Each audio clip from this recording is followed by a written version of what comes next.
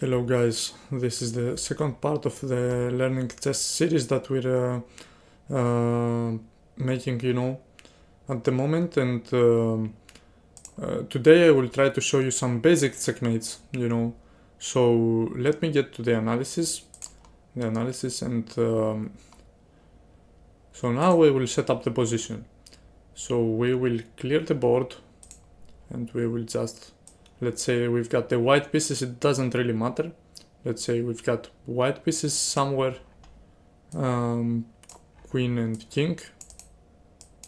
Let's say king here. And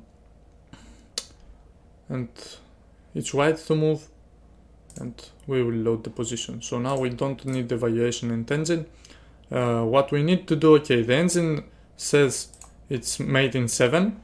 But we don't care about that. It doesn't matter if we do mate in 7 or if we do mate in 27. So the way to learn this checkmate is pretty simple. What you want to do is that you want your queen to be in knight's distance, let's say, with your opponent's king. So at this moment this is already happening. So you could either move your king or you could move your queen this way so that it's still knight's distance, between our queen and black's king. And now it's pretty simple what you need to do. So you just follow his move. For example, he plays one move to the right, you play one move to the right. He plays one move like this, you play like this. And it's always, you see, this knight's distance between our queen and black's king. Let's say he goes this, you go this way. So now if he goes this, you can't repeat, you can't do the same. You can do this though, and it's still, this knight's distance. So there's only one thing you need to worry about, it's this one. So if he goes this way at some moment, you shouldn't play this. Because now, as you can see, it's the draw, it's the stalemate we discussed earlier. In the first part actually. So now, instead of this, you should play this. So now you're gonna give him another square, alright? So that he's always got two squares. He will never get stalemated if you leave your queen here. So now you're okay with the queen, but it's not enough. You need the king to come in. So you've got the king, alright? You've got the king coming in. And you just need to bring the king here, to this square. So you bring king to c6, he plays this, and now it's checkmate. It doesn't matter where the king is. Even if the king is here, still this move would be checkmate, even with the king on a7. So this is very simple, right? I mean, the mate with just a queen shouldn't be that hard. It shouldn't be that hard. It should be really, really easy. I would say the only thing you should worry about is when he's going to the corner, you shouldn't go with the queen on b6 or on c7. It's stalemate if you put queen here. You always need to leave one square. So this was pretty much the queen versus king checkmate, alright? And we will also do the two rooks, alright? Two rooks checkmate. Right, let's say his king is here. It doesn't matter, right? It doesn't matter. If you feel like your king is in the way of your pieces, then you can move your king. But right now it's not. So let's say that we're going to do it very, very carefully. So what you need to do with one rook, you're just taking space. You're just trying to cut off his king, your opponent's king. So now they can't go this way, they can only go back and in the same rank. They can't go in this rank, second rank. So let's say that they stay at this rank. So we've got this rook here to cut his king off, and with the other rook we give check so that he can only go backwards. Let's say that he's going backwards. We've got this rook here, with the other rook we give the check. So now it's easier because we have two pieces. Previous one we only got queen, now we've got two rooks. We had one queen, now we have two rooks. So now, let's say that he's threatening to capture the rook. Now this would be wrong because of takes. And okay, of course you can still mate with one rook, but it's a lot harder. We will learn how to do that later, but Since we've got the two rooks, we just need to move that away from the king. Not here, though, because then if we give the check, he can go back. So we have to go rook g4, excuse me. And if he goes here, now we play this rook, so that the other rook is controlling the 4th rank. We play this rook on the 5th rank. He goes back, same motive. He goes here, same thing. And when he goes here, we can't give checkmate because he will take. So what are we gonna do? Very simply, we're gonna go this way. If he goes here, again we bring the rook, you know, to the other side, and then it's just checkmate. I mean, of course, there's also a very easy way, you know, to give checkmate. You just play random move here and give the checkmate, but I feel like this is gonna probably confuse a few people, so I would always suggest, you know, just move the rooks to the other side and then go for the checkmate. So this is it, pretty easy checkmate. This one you don't even need the king, just the rooks by themselves, so they can do the work pretty much. And now you've got to see what's happening, for example, if you've got only one rook. So there is this unfortunate, okay, actually it's good situation, but for you guys it could be unfortunate when you have one rook only and you don't know how to checkmate, alright? Let's say that you've got one rook and you don't know how to checkmate. So now we will fix that. Now we will learn how to do that.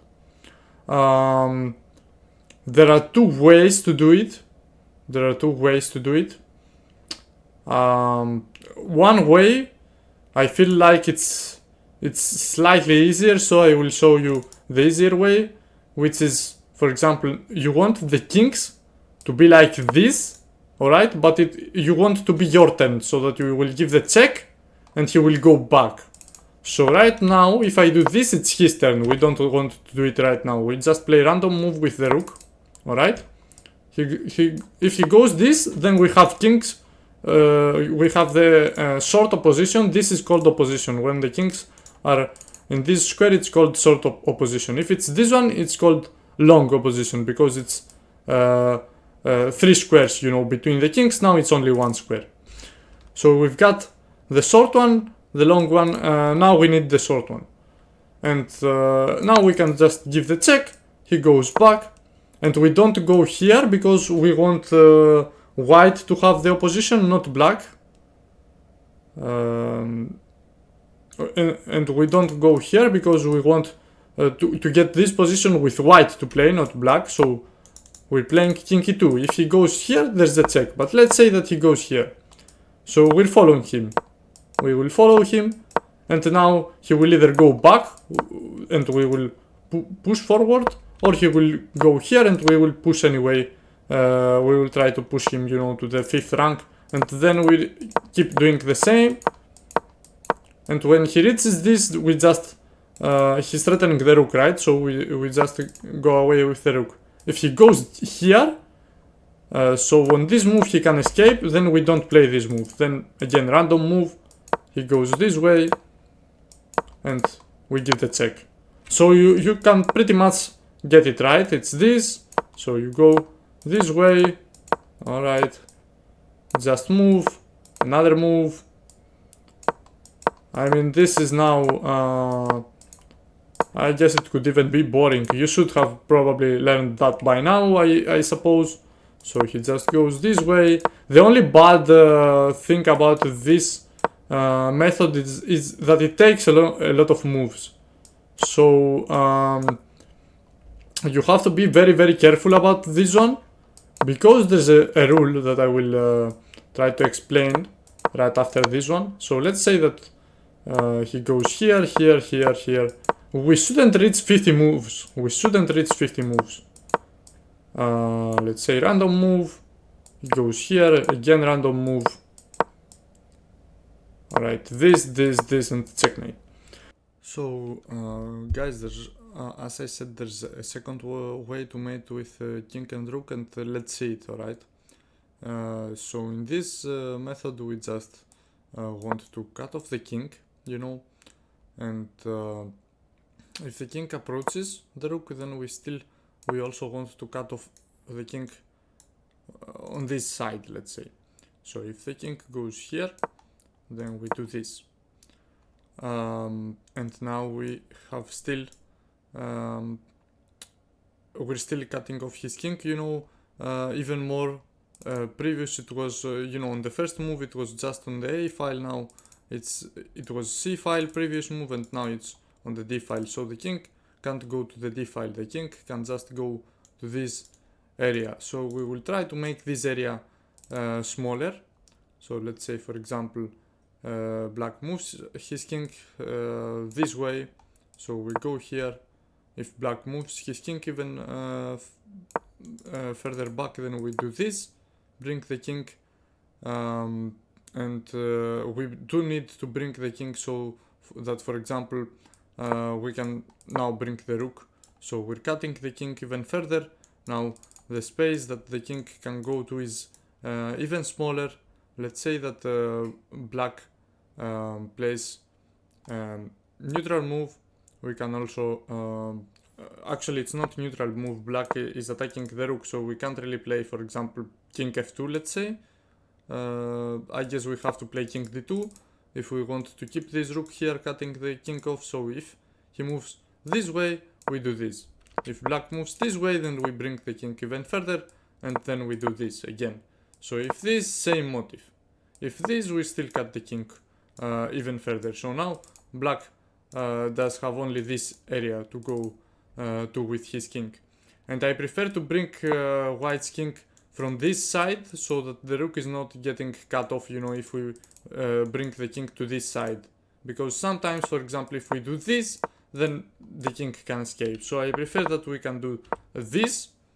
If the king, let's say, goes here, then we will not do this, because then maybe black can still do it.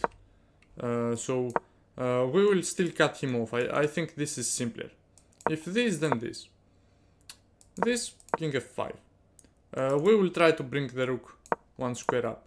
I think that this method is faster, even though you have to think a little bit. So for example, here you have to find this move, just bring the king here.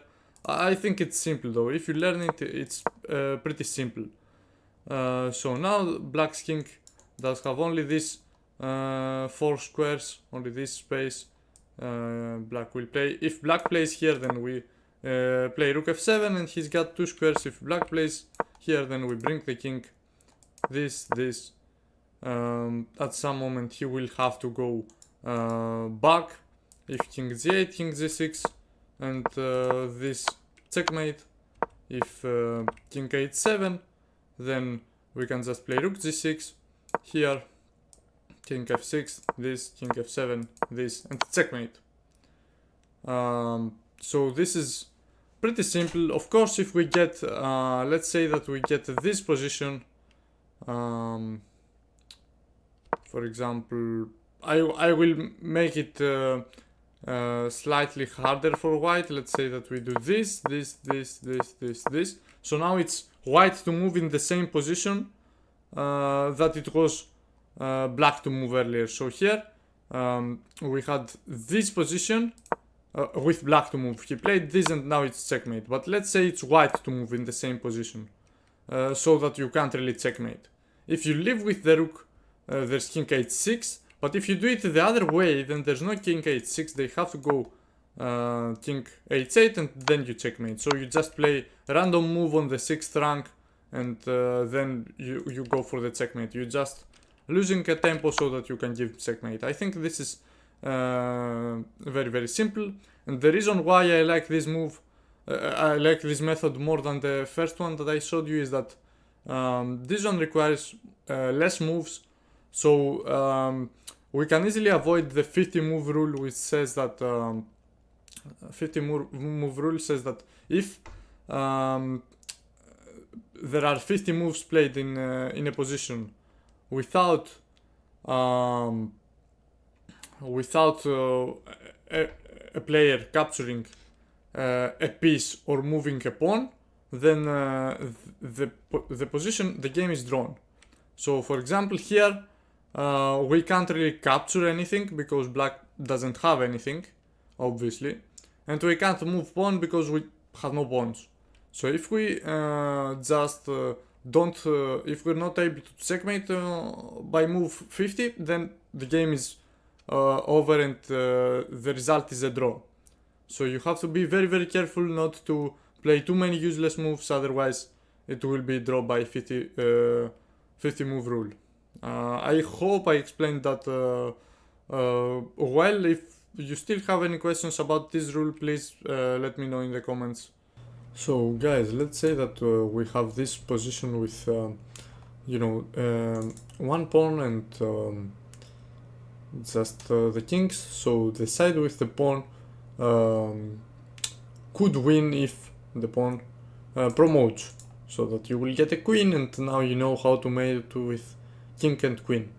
So first of all, if the opponent's king is not in front of the pawn, if the king is far away, what you can do, there's the rule of the square. So what does this rule says? So you just go diagonally, you see the square of the pawn, you go diagonally to the end of the board, you go diagonally, and then you do have this square. Alright, so you do have this square. So now if your opponent's king is not in the square, then you can safely push the pawn. You're faster, so you will be able to promote. If your opponent's king is in the square, so it's this, black to move. So let's say that we've got the same example. Okay, I put the king here for some different reason. We don't care about that now, but let's say we do have same example with black to play. Alright, the pawn is in the same square, the king is in the same square. So black plays, and now black is in the square. So white moves the pawn, but white is not fast enough, because black takes the pawn and we have a draw. So we know the rule of the square, which tells us that when the king is not, then you can safely push the pawn. But what happens when the king is in the square? What happens when the king is in the square, or when the king is even in front of the pawn? So let's say that we've got the king here, the pawn here, and the king on c6, for example. Alright, so let's say that we've got this position and it's white to play. Usually the players, they just push the pawn and they hope that they will win like this. They push the king, they push the pawn, they will probably promote. It doesn't work like that. So now it's the first weird, let's say, move. In these endgames it's king c4, so you put the king in front of the pawn, but you put the king in front of the pawn, but please notice that king c4 is the only winning move. If you play king b4, this is not winning anymore, this is draw, and I will tell you why. So now on king c4 we've got, as I said, this is the opposition, short opposition, or just opposition. I prefer to call it opposition. So we've got the opposition and it's black to play. So black goes to the side. If black goes back, then we can keep going with the opposition, so he plays, let's say that he goes to the side, then we go to the opposite side. We're trying to outflank our opponent. If black goes in front, then we can give the check. This is easy. And on king b6, there's just king d6. Alright. So if black doesn't go in front, let's say that black goes back.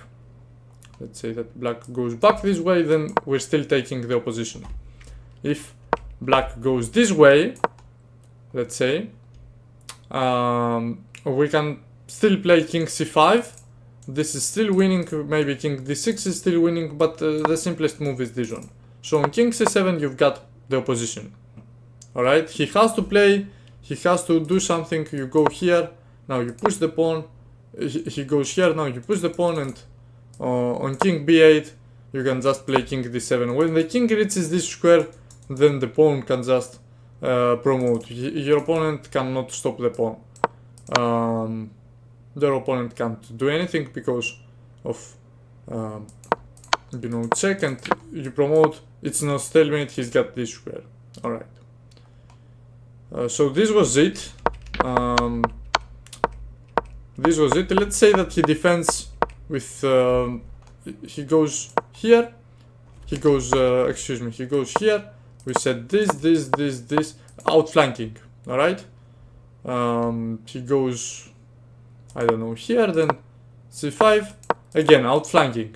And now you can just push c6, c7, c8 is winning. So this pretty much works with every pawn. B pawn, C pawn, D, E, F, and G pawn. With A and H pawns, it's slightly different to win this one.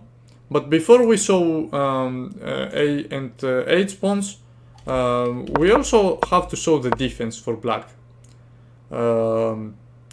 So let's say, for example, that white plays the wrong move.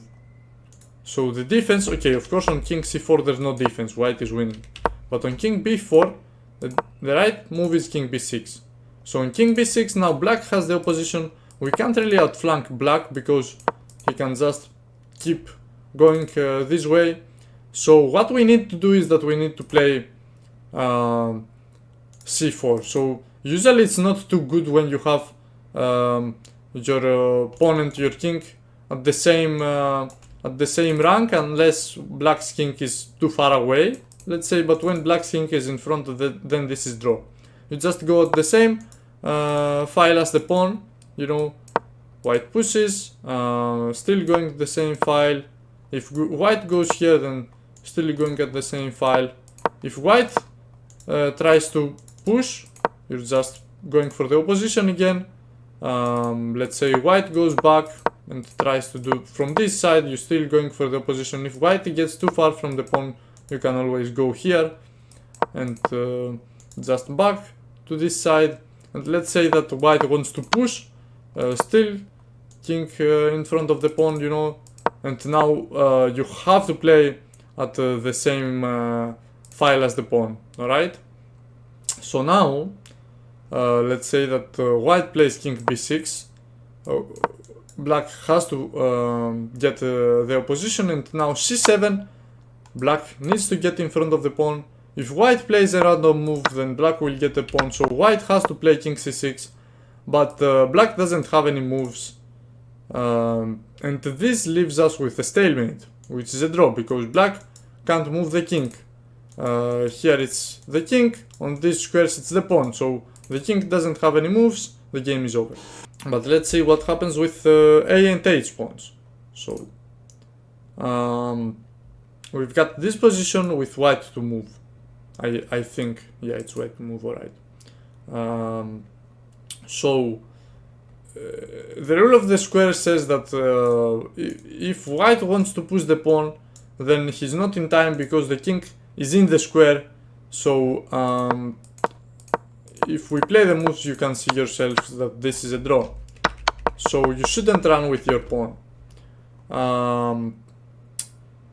The thing is that if black manages to get his king on this square, without the pawn, of course, promoting, then this is a draw. Alright? So let's say, for example, that white plays here, this, then this is, actually even this is easier. This is a draw because black can just go into the corner, and if white pushes, stalemate, so game is over. The game is over. So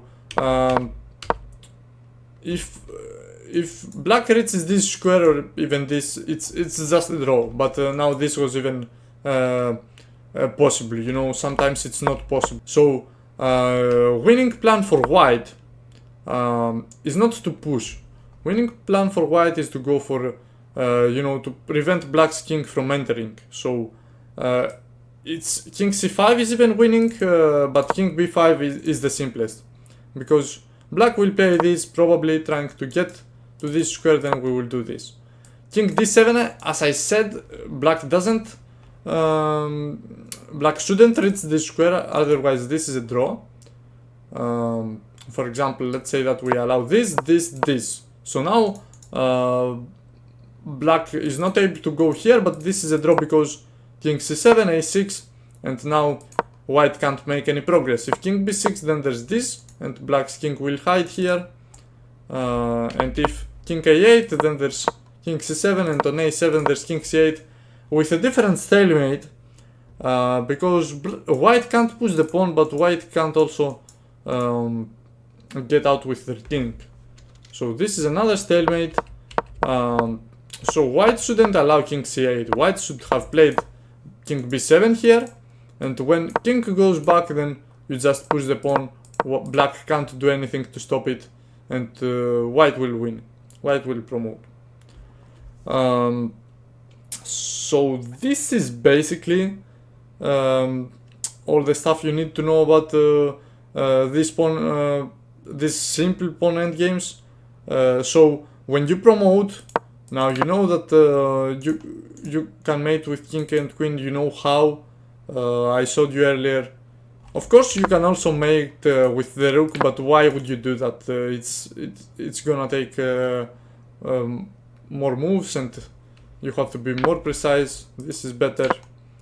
So yeah, this is one of the most crucial endgames. You should know that. So thank you guys so much for watching, and see you in the next one.